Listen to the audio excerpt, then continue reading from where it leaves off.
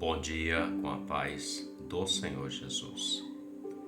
Livro de Jó, capítulo 42, verso 17, ou seja, o último capítulo e o último verso desse livro. Declara-se assim: Então morreu Jó, velho e farto de dias. O último verso do último capítulo do livro de Jó. A história de Jó é uma história contada nos quatro cantos da terra.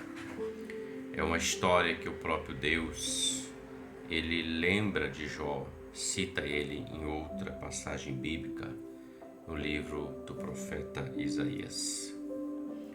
Jó, conhecemos a história, era um homem que Deus abençoou a vida dele com fortunas, condições, riquezas e uma bela família. Mas também Deus permitiu que viesse sobre a vida dele um vento muito forte, contrário, podemos até dizer que seja assim. Ele perde tudo que tinha e perde 10 filhos e ainda é acometido de uma enfermidade. Então todos nós, ou a grande maioria na verdade, lembra-se de Jó em dois momentos de Jó. Um momento em que vem a queda, a dificuldade, a perda, o dano, o prejuízo, a enfermidade. E lembra-se do último capítulo, que é o 42, onde o Senhor virou o cativeiro de Jó, quando Jó orava pelos seus amigos. E o Senhor acrescentou a Jó outro tanto em dobro a tudo quanto tinha antes, ou tudo quanto antes possuía. São dois momentos, o momento da tristeza, da dor, da dificuldade, da enfermidade e o momento da alegria. E o último verso que lemos aqui para nossa reflexão, ele encerra o livro dizendo que morreu Jó, velho e farto de dias. Ou seja, havia um tempo determinado na vida de Jó, como há um tempo determinado sobre a vida de todo homem debaixo dos céus. O tempo da sua existência, o tempo de nascer, o tempo de viver essa vida e o tempo de morrer.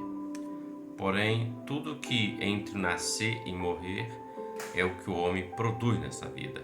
É a obra, chamamos assim. Podemos chamar assim, o que o homem produz como obra. Jó é um exemplo, porque o texto diz que ele morreu velho e farto de dias. Ele não morreu daquela enfermidade que foi acometida sobre ele. Ele não morreu porque ele perdeu filhos, porque ele perdeu bens. Não. Ele morreu de velhice, no tempo certo que o Senhor determinou na vida dele. Mas entre o último verso do livro de Jó e o primeiro do primeiro capítulo, há um processo. E essa é a questão, este é o ponto que eu quero refletir. Todos nós passamos por um processo. A diferença é que muitos passam pelo processo, louvando, adorando, servindo a Deus, glorificando a Deus. Outros desistem no processo. Outros maldizem a Deus no processo.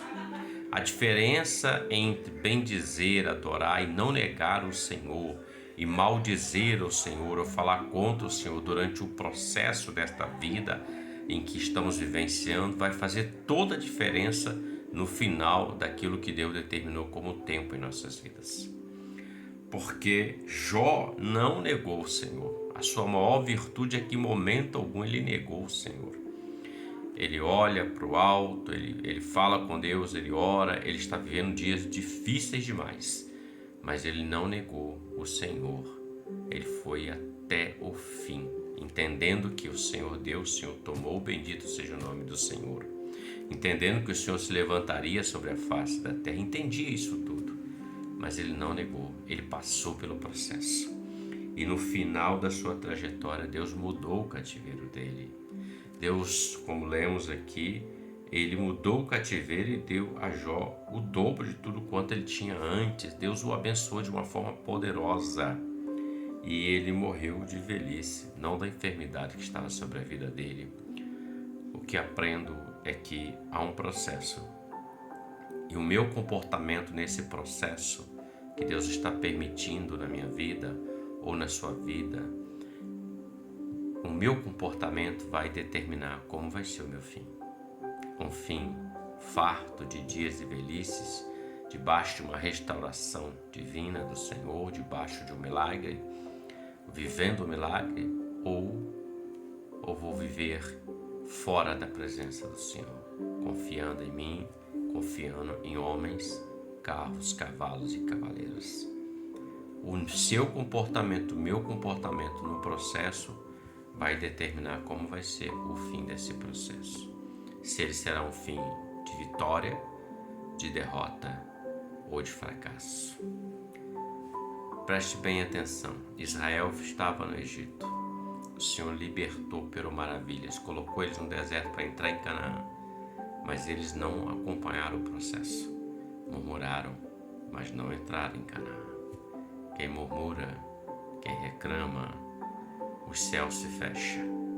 Mas quem louva, glorifica a Deus, passa pelo processo, em tudo dando graças, os céus se abrem.